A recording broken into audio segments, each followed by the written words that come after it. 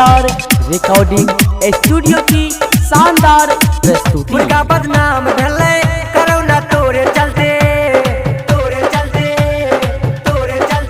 मुर्गा बदनाम भेलै कोरोना तोरे चलते मुर्गा बदनाम भेलै कोरोना तोरे चलते। पहले तो नाम सही था दाम सही था काम सही था रे।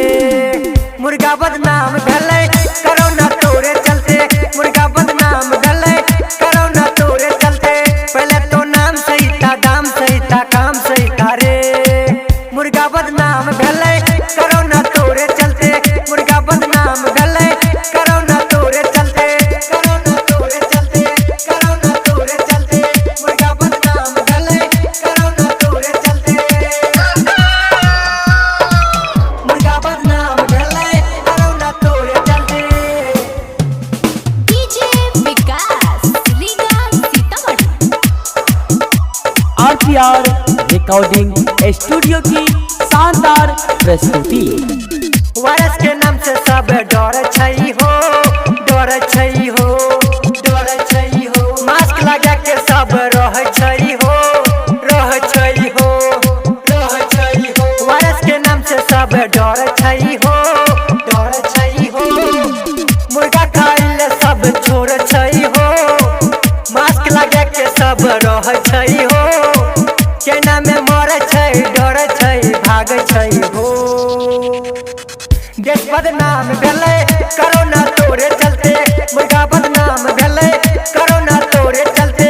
देश बदनाम भेलै कोरोना तोरे चलते कोरोना तोरे चलते।